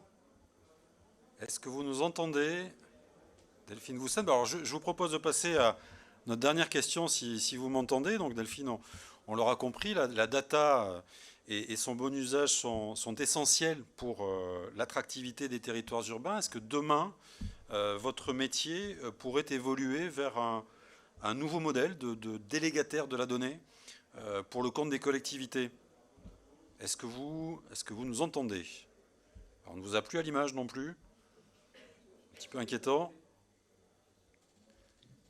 Delphine Voussen, est-ce que vous nous entendez? Oui, ça y est, je vous entends. Oui. Est-ce que vous avez entendu ma question? Sur la donnée, oui, absolument. On le disait tout à l'heure, et je pense que Cyril Luneau le rappelait aussi en introduction, on a vraiment à cœur d'accompagner durablement les collectivités. Et la donnée, pour nous, c'est vraiment un bon moyen de penser le changement. On est déjà, je dirais, naturellement très investi sur ce sujet de la donnée. Pour nos propres clients, finalement, je pense aux mobiles, aux clients fibre, aux clients TV, on a mis au cœur de notre propre plan stratégique l'enrichissement de l'expérience client, l'efficacité opérationnelle, l'optimisation de nos réseaux par la donnée. Et c'est aujourd'hui vraiment ce savoir-faire-là qu'on veut transmettre aux villes. Et même si cette notion de délégataire, c'est un peu un raccourci, elle illustre vraiment bien pour nous l'importance d'en faire, c'est de donner un projet à part entière très transverse pour la ville, une sorte de colonne vertébrale de la transformation des projets de transformation de la ville.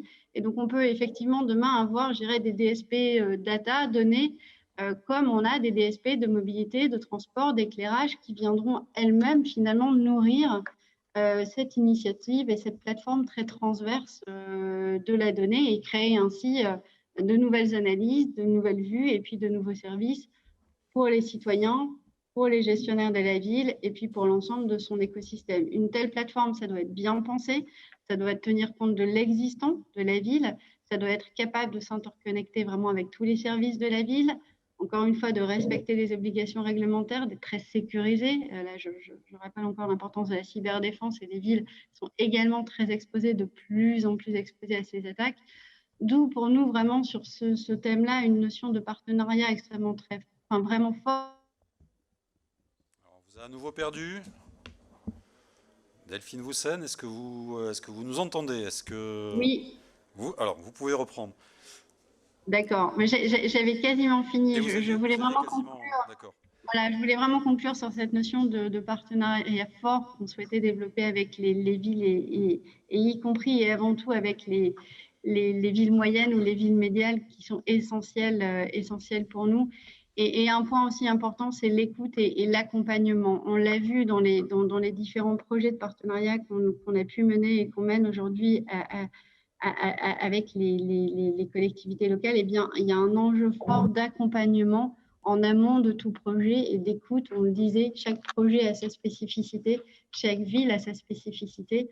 Et il est essentiel et évidemment clé de respecter et de suivre l'intention forte que donnera le maire dans le démarrage d'un projet. Alors merci Delphine Voussen et Merci. merci Michel-François Delannoy. Alors on a une grosse vingtaine de minutes de retard, donc on va passer sur les questions et ouvrir dès à présent la nouvelle séquence, la séquence territoire, avec des témoignages très concrets d'élus sur la manière dont la ville médiane devient chaque jour un peu plus intelligente, connectée et numérisée. Et nous commençons avec vous, Luc Boire. Vous êtes le maire de La Roche-sur-Yon, au cœur de la Vendée, dans la région des Pays de la Loire. Votre commune, qui compte près de 55 000 habitants, a investi le champ du numérique depuis plusieurs années, à la fois en s'engageant dans une démarche Smart City et aussi donc depuis 2018 dans le cadre de la labellisation Action Cœur de Ville. Alors une première question, Luc Boire, comment on peut articuler ces deux démarches, Smart City d'un côté et Action Cœur de Ville, à l'échelle donc d'une ville médiane, puisque c'est ce qui nous réunit tous aujourd'hui. Bonjour à toutes et à tous et merci Denis pour cette invitation à traverser la France dans un sens qui ne se fait pas beaucoup, on ne traverse pas beaucoup dans ce sens horizontal habituellement, et donc c'est un plaisir que d'être à Nevers avec vous aujourd'hui. C'est un plaisir et c'est un thème qui nous relie tous. Effectivement, Ville-de-France a cette capacité à nous réunir entre villes qui se ressemblent et qui avons des problématiques identiques, mais aussi des espoirs et des solutions identiques. Dans ces espoirs et ces solutions qui se ressemblent, évidemment, l'action Cœur de Ville a été un élément déterminant pour nous. C'est une action que nous souhaitions, qui a été amenée par Ville-de-France auprès du gouvernement, qui a été un succès, en tout cas, dans sa première approche. Les réalisations se poursuivent et on ne peut pas douter que dans nos villes, qui sont avant tout des villes à la campagne, ce sont des villes à la campagne. C'est-à-dire que dans nos villes, la plupart du temps, il suffit de quelques minutes pour être en pleine campagne en quittant le cœur de ville. Et c'est ce qui nous différencie souvent des métropoles. Et il faut qu'on garde ça. Et pour garder ça, il nous faut du lien. Ce lien, c'est avoir des commerces florissants, c'est d'avoir des appartements de cœur de ville. Et là, on a besoin de toute la dynamique de l'opération Cœur de Ville et de la Banque des territoires qui nous accompagne. Nous a parlé tout à l'heure des foncières que nous avons montées. Là, nous avons le plaisir de signer la première foncière qui s'appelle Métropolis avec notre bras armé, notre SEM Orion. Voilà, ça fait déjà un petit moment puisque il y a presque un an maintenant de ça. Mais elle fonctionne, les achats sont réalisés, les premiers achats sont réalisés, et ça nous donne vraiment de l'air pour réaliser des opérations qui, quelquefois, par définition, sont difficiles à réaliser. Donc, nous avons besoin à la fois de cœur de ville pour la partie infrastructure, pour que nous accompagner dans ces investissements qui sont lourds et qui nécessitent une mobilisation de tous les acteurs. La foncière Métropolis, nous l'avons construite avec la Banque du Territoire, avec Orion qui est notre bras armé, notre SEM, et avec le Crédit Mutuel qui est donc une banque qui localement a beaucoup de place. Ça ne suffit pas. Une fois qu'on construit tout ça, il faut aussi mettre du lien. Une Smart City, une ville intelligente, c'est une ville qui est disruptive, qui est contributive, qui est peut-être plus solidaire encore que d'autres villes. Un exemple, pendant le Covid, pendant notre confinement, parce que le Covid, on y est encore, mais pendant la période de confinement, les aménagements que nous avions pris par la ville intelligente nous ont permis d'accélérer les choses. Par exemple, sur une marketplace locale où nous avons pu livrer les gens, les Lyonnais, les agglo-lyonnais, à la base des produits du marché, en réouvrant le marché, pas simplement physiquement, mais aussi avec le lien avec le numérique. Et l'autre lien, c'est le bénévolat, qui a pu se mobiliser de façon exceptionnelle, puisque c'est 500 personnes qui se sont mobilisées en l'espace de quelques jours avec ces applications pour pouvoir aider ceux qui étaient le plus en difficulté chez nous. Donc, une ville intelligente, elle n'est pas simplement innovante, elle est aussi solidaire. Alors, solidaire parce qu'innovante, et innovante aussi parce que solidaire. Et puis, et humaine. Ça n'aurait pas de sens de le faire sinon. Quand on veut dynamiser un cœur de ville, il faut aussi prévoir le stationnement, par exemple. Denis a évoqué ça tout à l'heure. Donc nous avons imaginé des bornes rétractables pour faciliter ou non les passages.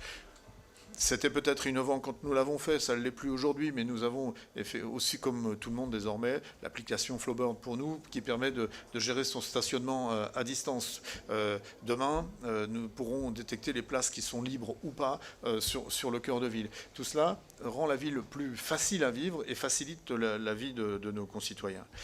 La Roche-sur-Yon dans la poche, chez nous ça s'appelle R+. R+, permet à tous les citoyens de connaître l'état d'avancement des travaux dans leur rue, dans la rue voisine, de connaître tout ce qu'il y a à savoir, les événements culturels, sportifs ou politiques de la ville. C'est important parce que tout le monde a accès désormais à tous ces événements. Et puis, ça s'étend aussi sur d'autres domaines, sur le tourisme par exemple. Nous avons cette année équipé certains vélos de bornes avec tablette, permettant de se balader en ville et de découvrir au fur et à mesure des passages l'identité de la ville, le patrimoine, l'aspect touristique et ce qu'il y a à voir et à découvrir en ville. Une dernière application qui est en train de se construire avec les étudiants de l'université et la société de Co, c'est l'abribus intelligent, mais aussi l'abribus démonstrateur du savoir-faire de l'université locale. Nous avons, par rapport aux métropoles, cette difficulté à attirer des étudiants chez nous, et pourtant, pour une famille, avoir un étudiant qui se déplace, ça coûte de l'argent. Il faut avoir un logement ou des transports, tout ça coûte de l'argent. Ce serait tellement plus intelligent d'avoir des formations qui soient délocalisées dans nos villes. Les moyens numériques sont à mettre en œuvre pour développer tout ça.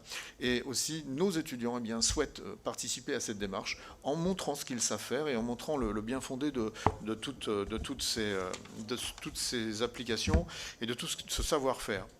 C'est le principe du campus connecté, c'est faire venir l'université. Pour l'instant, oui, ça c'est la finalité. Mais ce qui est en train de se construire, c'est l'abribus qui permet de faire découvrir aux étudiants, l'abribus interactif qui permet de faire découvrir aux étudiants ce qui se passe dans leur ville. Nous avons concrétisé tout cela au cœur d'un bâtiment que nous avons appelé le Point Info Mairie. Des bâtiments qui disparaîtra dans un grand projet lié aux opérations Cœur de Ville d'ici quelques années, mais qui pour l'instant rend toute son utilité en recevant tous ceux qui le souhaitent pour découvrir les grands projets, pour découvrir les finances de la ville, pour découvrir tout ce qu'il y a à découvrir avec des tablettes interactives, des tables interactives aussi. Et ça permet d'être au cœur de la cité pour tout le monde. Voilà, c'est tout ça, une ville interactive, c'est aussi une ville qui protège. Et l'équipement des policiers municipaux avec des tablettes, avec des smartphones, avec des caméras connectées, c'est aussi des éléments de sécurité pour les uns les autres. Alors est-ce qu'il y a, Luc Bouard, je crois que vous avez pas mal devancé ma deuxième question sur les initiatives numériques que met en œuvre votre ville. Et le degré de maturité de vos projets, toujours dans ce registre numérique, est-ce que dans le déploiement du plan Action Cœur de Ville, vous en êtes où aujourd'hui ? Dans le déploiement du plan Opération Cœur de Ville, eh bien, les opérations se succèdent au fur et à mesure. Hein. Ça va se concrétiser sur 5, 6, 7 ans. Donc aujourd'hui, nous avions pris un peu d'avance, comme souvent les villes moyennes, par rapport à la date de démarrage de l'opération Cœur de Ville. Et là, l'État a été intelligent, il faut lui rendre hommage, parce que pour une fois, l'État a choisi d'accepter les projets qui étaient démarrés avant l'opération proprement dite. Et c'est intelligent, puisque il ne fallait pas pénaliser les villes qui avaient déjà fait l'effort, qui avaient déjà réfléchi à leur développement et en même temps accompagner celles qui n'avaient pas encore entamé cette démarche-là. Donc l'État nous a permis d'être dans cette dynamique-là. Le lien entre le développement de l'opération Cœur de Ville, c'est aussi des lieux de partage de l'identité numérique et de l'expérience du numérique. Je déjeunais ce midi avec des jeunes qui viennent de créer une start-up hier soir à la table aussi. Il y a tellement de choses à créer. Il leur faut des lieux pour cela. Et nous avons créé un lieu qui s'appelle La Loco et qui permet d'avoir ce cluster. Pourquoi La Loco ? La Loco, parce que ça, c'est deux choses. D'abord parce qu'il faut être un peu fou pour le faire, donc voilà, un peu loco. Et puis parce que ça se situe à côté de la gare. Et donc on parle espagnol en Vendée alors. Non, pas en Vendée. Voilà. Et donc ce lieu, c'est un lieu interactif, c'est un lieu où chaque expérience doit nourrir les autres. Bien, merci Luc Bouard. On vous retrouve tout à l'heure pour les questions, s'il nous reste un petit peu de temps, et nous allons donc poursuivre cette séquence territoire en nous déplaçant, alors cette fois-ci pas en horizontal, mais avec une diagonale vers le nord, vers les Hauts-de-France, avec Olivier Gacquer, le maire de Béthune, dans le Pas-de-Calais. Alors Olivier Gacquer, votre commune qui compte 25 000 habitants est, on le sait, au cœur d'une actualité sociale difficile depuis plusieurs semaines, et vous êtes en première ligne en tant que maire dans le dossier Bridgestone. Et vous avez dans différents médias indiqué votre souhait de faire évoluer le site vers une production, vers une activité qui soit tournée vers l'avenir. Alors, est-ce que le secteur du numérique, dans votre esprit, pourrait constituer cette voie d'avenir pour réorienter les emplois concernés, Olivier Gacquer? Je crois que nous n'avons pas le son. Olivier Gacquer, on ne vous entend pas. Là, c'est bon? On vous entend bien, oui, bonjour. C'est parfait, bonjour. Est-ce que vous avez pu entendre ma question? Oui, tout à fait. Merci. Bonjour aux collègues, bonjour à Denis et à Luc, bien évidemment, puis bonjour à toutes et à tous. Merci pour votre invitation. Alors, pour répondre à votre question, le numérique, est-ce que ça peut réorienter finalement les emplois qui sont menacés sur Bridgestone? Tout à fait. Je pense que ça peut déjà conforter les emplois sur Bridgestone, parce que tout l'enjeu pour nous aujourd'hui, c'est sur ce projet de Bridgestone, de dégager un mode de production et une chaîne de production plus efficace, plus compétitive. Ça passe bien évidemment par un changement complet à la fois du produit, ça c'était une première chose, mais aussi surtout de la chaîne de production, c'est-à-dire comment on fait rentrer le numérique pour aller vers une industrie 4.0, vers une industrie plus automatisée, plus robotisée et donc plus compétitive finalement à l'échelle de la compétition mondiale. Donc pas réorienter, mais déjà garder des emplois. Deuxième sujet, c'est effectivement, est-ce que derrière cela, si on ne garde pas Bridgestone ou si on ne sait pas complètement garder les emplois, est-ce qu'on peut utiliser le numérique pour faire une nouvelle forme d'industrie de demain? Moi, je pense que oui. On a parlé des circuits courts, par exemple, sur la consommation alimentaire. Je pense que les circuits courts s'appliquent bien aussi demain à l'usine. L'usine, on va dire, des économies aujourd'hui arrivent à maturité. C'est une usine avec moins d'empreinte carbone. Typiquement, la production additive, c'est j'achète un fichier meuble, on me le produit sur place avec des écomatériaux, avec des matériaux choisis, on l'assemble, on me le livre avec donc une empreinte carbone très faible. Ça, je pense que ce sont des nouveaux formats d'industrie qui vont pouvoir se développer demain. On a technologiquement beaucoup progressé, les coûts d'accès à ces technologies ont diminué, et donc ça vient compenser des coûts de transport, de logistique, de biens qui seraient importés de très loin. Donc je pense qu'on a attiré ces filières numériques dans l'industrie, on a accéléré, je pense, la transformation de ces usines de demain, ces usines d'avenir, et c'est pour ça qu'il nous faut, comme le disait Luc, des lieux, alors il appelait ça la loco, mais il faut aussi surtout peut-être des lieux de petits tiers-lieux ou des clusters, des lieux où en fait on peut, nous, garder ces jeunes qui sont souvent dans nos territoires et qui ont tendance formés mobiles à partir, et donc gardons ces gens innovants sur nos territoires, tirons les filières numériques, y compris dans l'industrie. Alors Olivier Gacquer, Béthune, comme La Roche-sur-Yon et comme Nevers, est en pointe dans la transformation numérique avec une démarche Smart City très structurée et des projets innovants dans le cadre d'Action Cœur de Ville. Et vous avez notamment développé une application pour les commerçants qui s'appelle Béthune Shop. Vous avez également un projet de conciergerie numérique et même la création d'un CRM citoyen. Est-ce que vous pouvez nous en dire plus sur ces initiatives ? Je pense que les collègues et moi avons compris depuis longtemps qu'il fallait nous différencier par rapport à ces grandes dynamiques métropolitaines qui sont encore, eux, dans un modèle mondialisé. Et nous, finalement, on subit plutôt qu'autre chose la mondialisation. Oui, on vous entend, allez-y. Dans un monde connectif, c'est-à-dire à la fois connecté et collaboratif, et que la question du numérique, aujourd'hui telle qu'elle se pose chez nous, elle est plus simplement la question de l'infrastructure et de l'aménagement de l'infrastructure, mais plutôt la question des usages. Et ça donc n'échappe pas à nos commerces, notamment en centre-ville, qui sont des commerces qui doivent s'ouvrir sur d'autres, on va dire, débouchés, sur d'autres modes distributifs, et donc sur le multicanal. C'est la raison pour laquelle nous avons assez rapidement voulu accompagner nos commerçants en centre-ville par une première offre gratuite qui s'appelle, qui est tout simplement une application qui est sortie qui s'appelle Béthune Shop, qui visait simplement à créer du flux, pousser des offres, et effectivement sa première version commencer à développer des vitrines numériques, des boutiques numériques, donc des sites vitrines qui n'avaient pas cette option click and collect et autres. Pendant la période de confinement, comme l'a dit aussi Luc tout à l'heure, on a vu des choses s'accélérer. Et donc, grâce à cette application, on a pu réfléchir à ce qui manquait dans la proximité telle qu'elle a été souhaitée par nos habitants. On s'est rendu compte qu'il manquait une vraie stratégie digitale qui accompagnait finalement cette première version de BetUneShop. La version 2 arrive en partenariat avec la Banque des Territoires, comme pour la première version. Normalement, le 9 novembre, si tout va bien. Et l'idée, c'est là précisément d'aller jusqu'au bout de la démarche, c'est-à-dire de pouvoir pousser des offres, faire les achats, faire les livraisons, donc en proximité. Et tout cela avec finalement un nouveau format de commerçants qui sont souvent des commerçants indépendants, pas ces grandes chaînes qui finalement aujourd'hui sortent de nos cœurs de ville pour aller soit en périphérie, soit sur le web. Donc c'est une première approche. Mais une fois qu'on a installé ça, c'est pas fini. On a aussi la notion derrière d'animation de l'ensemble. C'est la raison pour laquelle on rentre dans un partenariat actuellement avec le Bon Coin, qui lance le Bon Plan, avec la Banque des Territoires là également. L'idée, c'est sur 9 mois d'avoir quelqu'un, un peu plus qu'un agent de centre-ville, qui va aller en proximité auprès de nos commerçants pour les former, les animer, et puis leur donner finalement cette culture de l'animation de la boutique en ligne, donc boutique virtuelle, pour à la fois savoir traiter des nouveaux métiers comme la logistique, mais aussi savoir continuer à enraciner leur métier premier qui est celui d'accueillir en boutique. Donc c'est de travailler sur l'environnement extérieur et c'est là-dessus qu'on veut travailler. Sur l'aspect CRM, là c'est plus une problématique interne, c'est comment on peut dématérialiser nos offres nous aussi et l'accès aux services publics.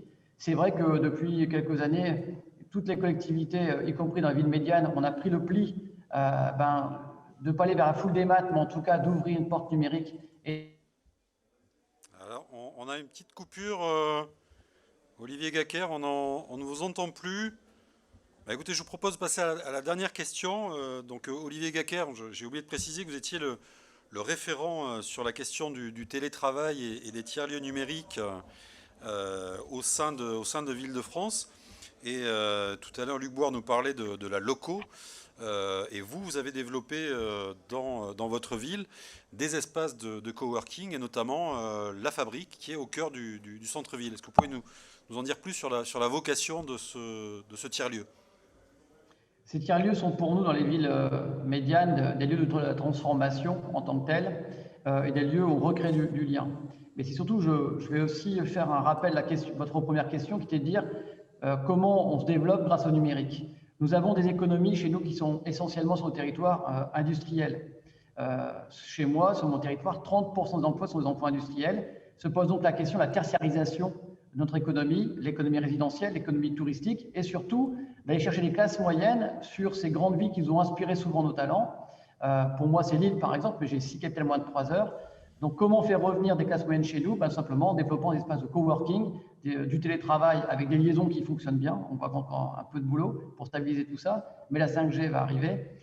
Et donc, ce sont tous des axes stratégiques qu'on essaye de développer pour refaire de nos villes moyennes, finalement, des villes qui seront, je suis convaincu, dans un avenir, l'Eldorado et qui retrouvent une grande force d'attractivité, Merci Olivier Gaquer pour cet éclairage. Alors on vous retrouve tout à l'heure s'il nous reste un petit peu de temps pour les questions via parole d'élu. Mais nous allons tout de suite franchir un océan pour retrouver au Québec le maire de Shawinigan, Michel Anger, qui est connecté à distance donc par la magie du numérique. Bonjour Michel Anger, donc votre ville Shawinigan compte 50 000 habitants, donc une taille comparable à La Roche-sur-Yon. Elle est implantée au sud du Québec, dans la région de Mauricie, à équidistance des villes de Montréal et de Québec.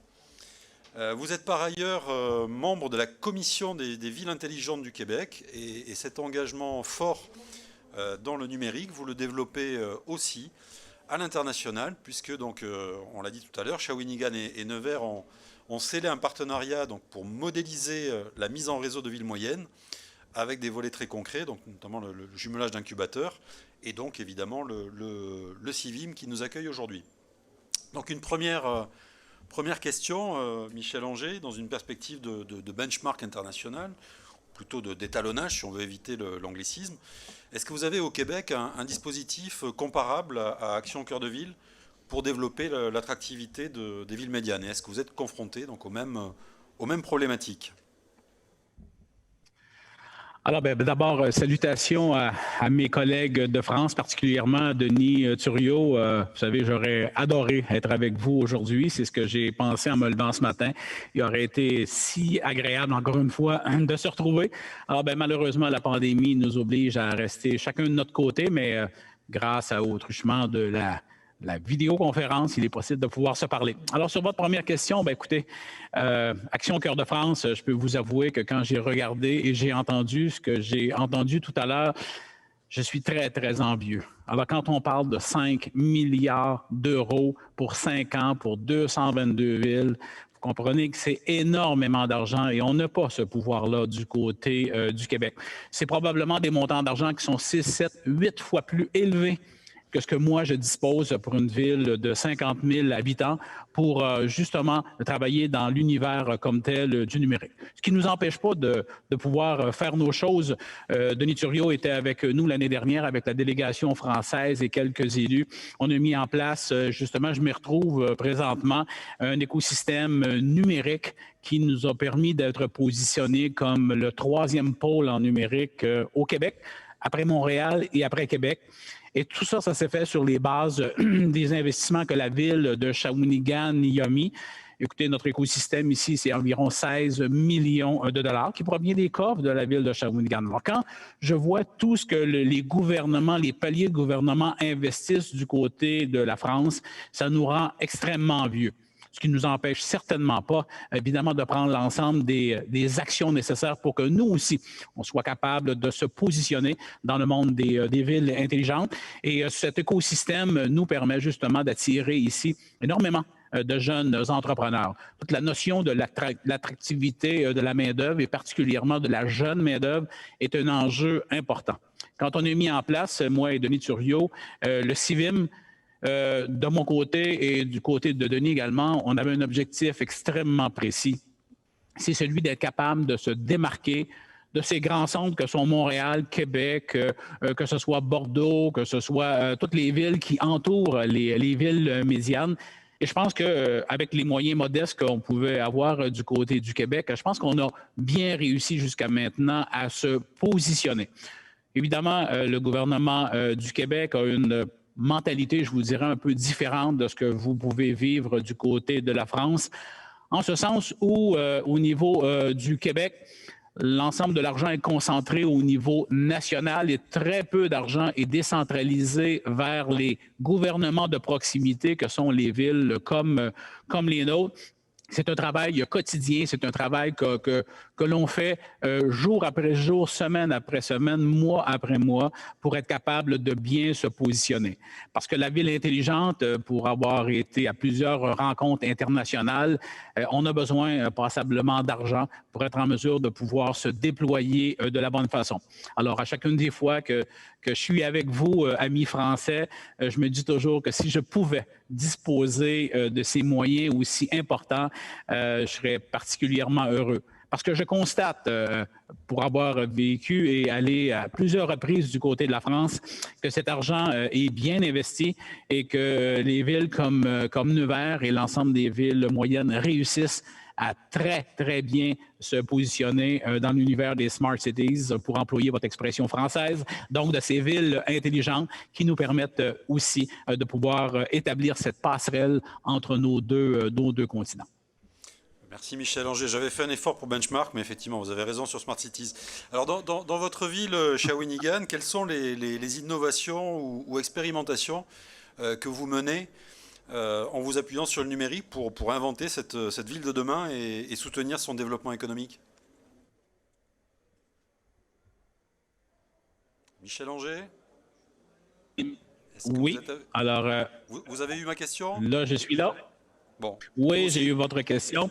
Alors, écoutez, j'ai entendu les collègues français parler de l'ensemble des outils numériques qui existent dans leur ville médiane. C'est exactement la même chose du côté de Shawinigan en termes de transport, en termes d'application, d'éclairage intelligent. tous ces éléments-là sont en place chez nous pour nous permettre de se positionner dans le monde des villes intelligentes.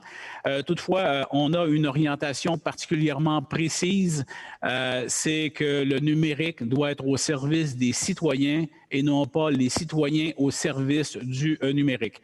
Et je m'explique dans cette orientation-là.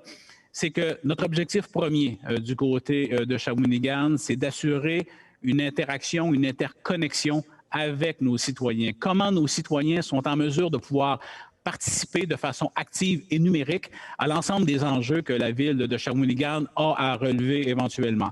Et toutes les applications, tout le travail que nous faisons dans le monde du numérique nous permet de s'avancer. Vous savez, les citoyens d'aujourd'hui sont de plus en plus informés. Et de plus en plus informés, ils veulent avoir de plus en plus d'informations également. Et pour ça, il faut être en mesure de bien les orienter. Et l'ensemble de nos travaux se dirigent dans cette direction.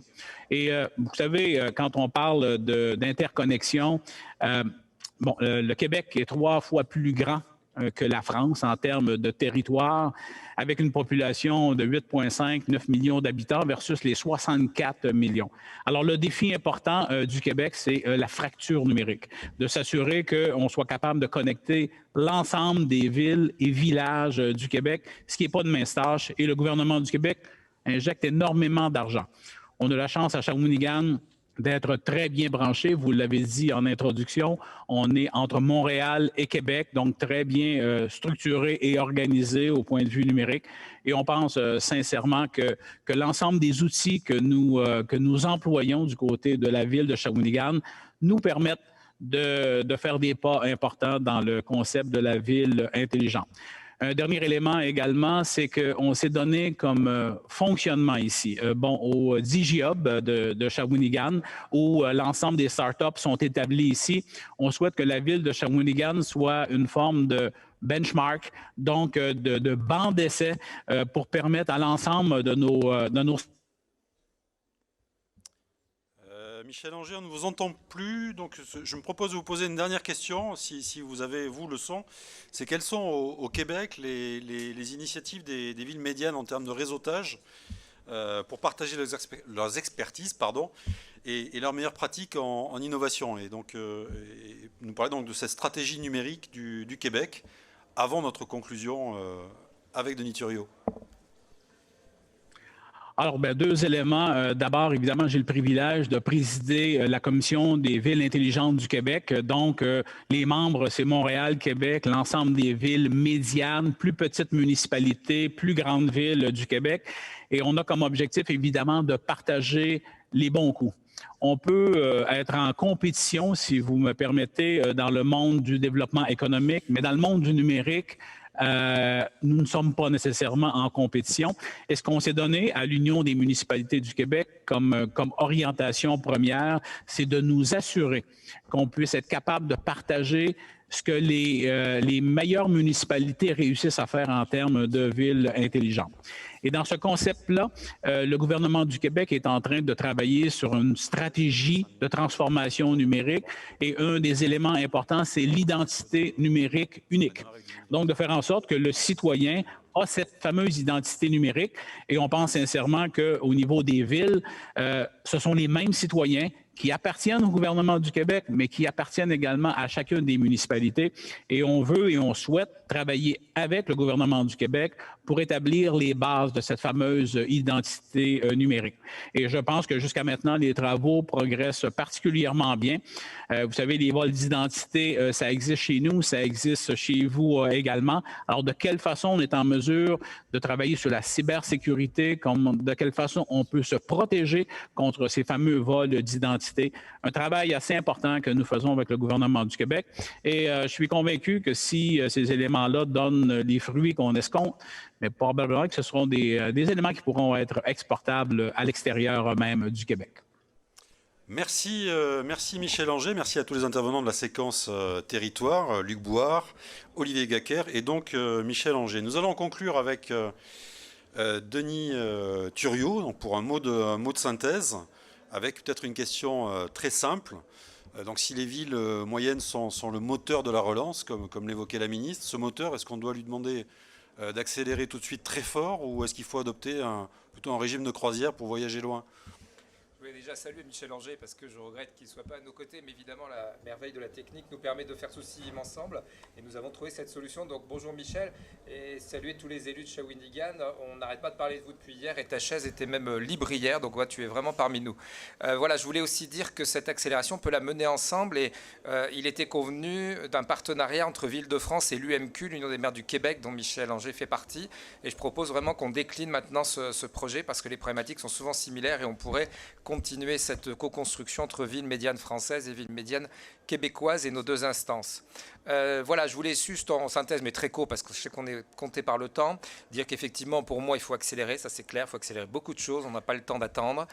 Par contre, il faut accélérer, moi qui suis un peu coureur de fond de temps en temps, il y a le marathon de l'agglo qu'on maintient, on va être un des rares marathons français dans 15 jours. Il faut se donner l'énergie de départ, et l'énergie de départ, c'est de la vitalité, et puis il faut aussi tenir dans la durée. Donc, j'ai envie de vous dire, c'est les deux, mon capitaine, mais voilà, l'accélération est indispensable aujourd'hui, elle est attendue, et elle va être permise par les nouvelles technologies. Merci Denis Thuriot. Je rappelle donc que vous êtes le maire de Nevers et le référent numérique de Ville-de-France qui était aujourd'hui le partenaire de ce 3e numéro de Parole à venir. Tous nos encouragements pour la suite du CIVIM qui se poursuit cet après-midi. Et donc pour Parole à venir, il me reste à vous donner rendez-vous pour notre prochaine session. Ce sera en novembre en partenariat avec l'ANEM, l'Association nationale des élus de la montagne, pour échanger sur une nouvelle thématique d'actualité, à savoir numérique et environnement, de nouveaux outils pour accompagner la transition écologique des collectivités. À bientôt donc pour d'autres paroles à venir. Merci. Merci.